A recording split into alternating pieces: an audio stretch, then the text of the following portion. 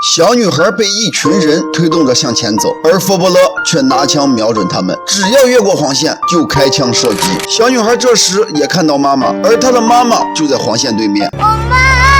他飞奔而去，妈妈连忙阻止。这到底是咋回事？原来7天前，韩国爆发了一场病毒，而这种病毒的早期症状就是咳嗽、发烧，并且是通过吐液传播。抱孩子的女人、药房的医生、学生虽然躲开，但没戴口罩。紧接着，公交车上、学校内、幼儿园全部都被感染。而我们的女主二翠是一名医学专家。这天，医院迎来了一名奇怪的病人，咳嗽、吐血、高烧40度。二翠根据症状直接怀疑这是病毒感染，他找到病人家属了解情况。原来他们2人是做偷渡生意，昨天2人来到约定地点，但映入眼帘的却是一片惨状。男人因为紧张把口罩戴反，第2天一早他出现了咳嗽与发烧的症状。根据线索，他们找到集装箱，打开门的瞬间，一群老鼠跑了出来，他们害怕传染扩散，直接用火枪焚烧了整个集装箱。紧急会议上，教授提出区域封锁，因为一旦有人感染，那么60个小时就会死亡。但议员们却认为这有点小题大做。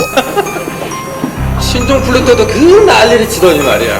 这时二翠赶了过来，称集装箱内还有幸存者。原来二翠刚在现场发现了一个脚印，尺寸也与视频内的男孩相符，而议员却警告他们：你们只是医生而已。就在他们争吵时，城市的交通全部瘫痪，并且伴有爆炸现象。短短1天的时间里，病毒全面爆发，迅速蔓延到城市的每一个角落。而刚刚说这个病毒不可怕的议员，此刻却要跑路，道路已经开始隔离。伴随着新闻的公布，人们出现了恐慌。二翠这时也来到商场，因为女儿还在商场内，整个商场开始了抢购潮。二翠这边刚找到女儿，与此同时，佛伯勒也开始封锁超市。眼看防盗门缓缓降下，而二翠却被女人拽倒在地。紧急关头，小帅用购物车卡住防盗门，就在落地的那一刻，二翠被拽了出来。这时，医学院的教授打来电话，称还有最后一班飞机可以离开，但小帅因为自己是救援队，果断选择留下。二翠来到机场，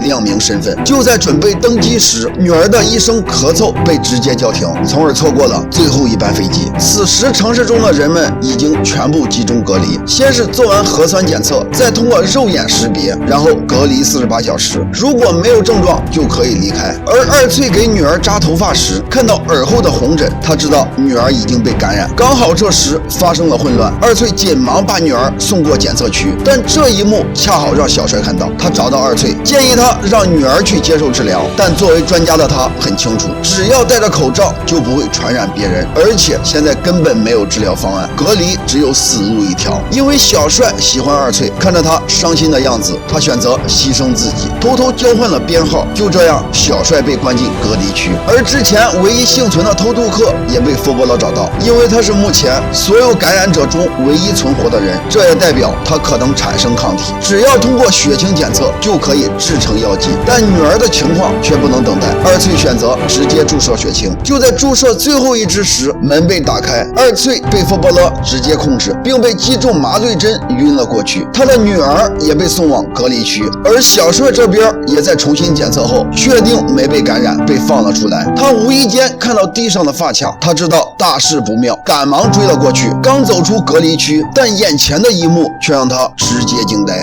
成千上万具尸体被丢弃在体育场，他们像垃圾一样被包裹在塑料袋里，原因只是因为一场小小的感冒，只要被传染，不论死活都会被丢在巨型焚烧炉内。小帅在人堆内不断寻找着二翠的闺女，突然电话响起，他扒开一具尸体，幸好小女孩还活着。而另一边，一个佛伯勒的母亲出现在隔离区，看着母亲的样子，男人直接摘下防毒面具，一把抱住母亲。这时佛伯勒小队冲了进来，男人持枪对峙，但母亲却苦苦哀求，男人崩溃了，把这里的实情全部说了出来。伴随着一声枪响，人群发生了暴动，他们冲到隔离区，看着眼前的一幕。此刻所有人全部又愤怒。二翠在隔离区没有找到女儿，作为母亲的她拿着对讲机一遍遍的呼叫，她坚信女儿还活着。此时对讲机突然响起，是小帅的声音。就在他们交流位置时，突然发生暴乱，他被同事直接拉上了车。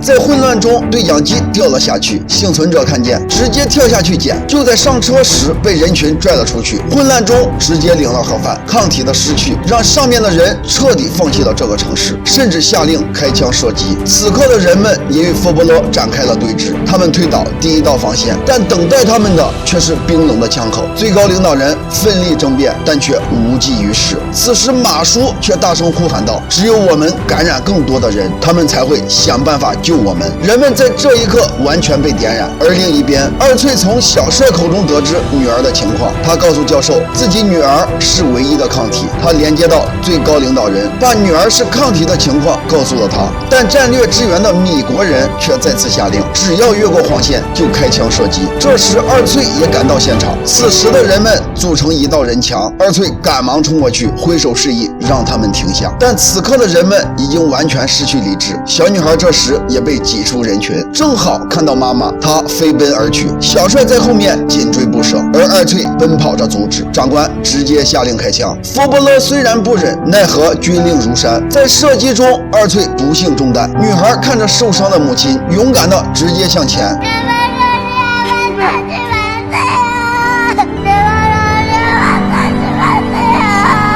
这一刻，所有人为之动容，人们自发地将他们围在中间，形成了一道人墙。看着眼前的一幕，最高领导人彻底爆发，命令佛伯勒停止射击，而米国人却下令准备轰炸。领导人看着监控中的小女孩，确认是抗体没错，直接下令国防部，如果米国战斗机出现，那就直接打下来。面对米国人的质疑，他表示那里全部都是我的国民。米国人最终选择妥协。影片最后，小女孩作为唯一的抗体拯救了这个国家。病毒虽然可怕，但只要我们众志成城，团结一心，严冬很快就会过去，而等待我们的肯定是春暖花开。小溪电影专讲好电影。